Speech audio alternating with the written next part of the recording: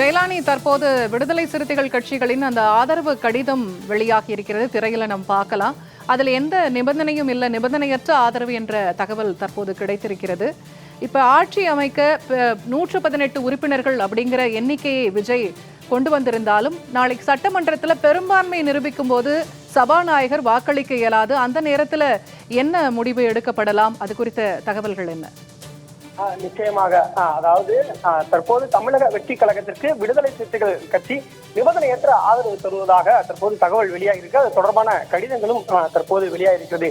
அந்த கடிதத்தில் தமிழக வெற்றி கழகத்திற்கு விடுதலை சிறுத்தைகள் கட்சி சார்பில் தமிழகத்தில் போட்டியிட்டு வெற்றி பெற்ற 2 சட்டமன்ற உறுப்பினர்களுடைய ஆதரவு என்பது நிபந்தனை இல்லாமல் கிடைக்கும் என்பதாகவும் அக்கட்சியின் தலைவர் தொல் திருமாவளவன் கையொப்பமிட்ட கடிதம் என்பது தற்போது வெளியாகி இருக்கிறது. அந்த காட்சியை நம்மால் பார்க்க முடிகிறது.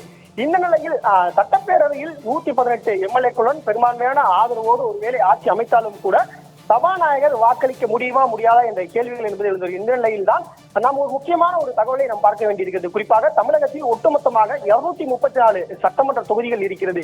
இந்த நிலையில் 234 சட்டமன்ற தொகுதிகளை கணக்கிட்டு பார்க்கும்போது தமிழக வெற்றி கழகம் 108 சட்டமன்ற உறுப்பினர்களை வெற்றி பெற்றிருக்கிறார். ஆனால் அவர்களிடத்தில் 107 சட்டமன்ற உறுப்பினர்களை மட்டுமே கணக்கில் எடுத்துக்கொள்ள முடியும். அதற்கான காரணம் என்னவென்றால் தமிழக வெற்றி கழகத்தின் தலைவர் 2 இடங்கள்ல போட்டியிட்டு வெற்றி பெற்றிருக்கிறார். குறிப்பாக பெரம்பூர் மற்றும் திருச்சி கிழக்கு ஆகிய 2 இடங்கள்ல போட்டியிட்டு வெற்றி பெற்றிருக்கிறார். எனவே ஒரு நபர் இந்திய அரசியலமைப்பு சட்டத்தின்படி ஏதாவது ஒரு தொகுதியில் மட்டுமே சட்டப்பேரவை உறுப்பினராக தொடர முடியும். அப்படி இருக்கும்போது பெரம்பூர் அல்லது திருச்சி கிழக்கு என்று இருக்கக்கூடிய 2 சட்டமன்ற உறுப்பினர்கள் ஒன்றில் அவர் பதவி பிரமாணம் செய்ய மாட்டார், ராஜினாமா செய்து கொள்வார். அப்படி பார்க்கும்போது தமிழக சட்டப்பேரவையில தற்போது இருக்கக்கூடிய நிலை என்பது 233ஆகவே கருதப்படும்.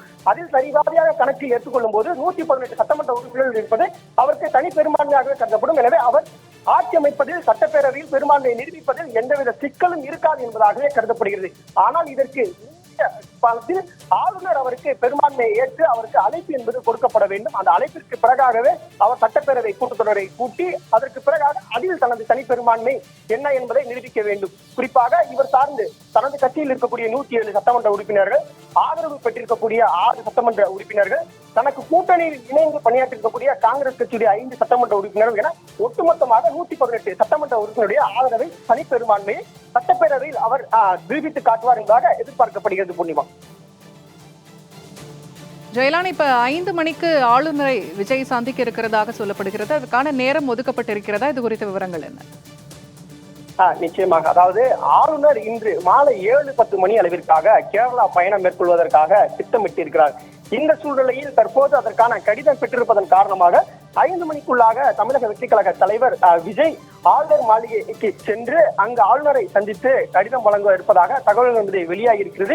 ஏற்கனவே இன்று காலையிலே புறப்பட இருந்த ஆளுநர் அவர்கள் தமிழக வெற்றி கழகம் சார்பில் பெரும்பான்மையை நிரூபிக்க இருப்பதாக கோரிக்கை என்பது வைக்கப்பட்டதாகவும் அதற்காக அவர் ஆளுநர் மாளிகை வருவார் என்பதாகவும் நேரம் கேட்கப்படும் என்பதாகவும் தெரிவித்ததன் அடிப்படையிலேயே அவர் காலை செல்ல திட்டமிட்டிருந்தது பிற்பகலாக, அதாவது மாலை நேரத்திற்கு மாற்றப்பட்டதாக நமக்கு ஆளுநர் வட்டாரங்களிலிருந்து தகவல் என்பது கிடைத்தது.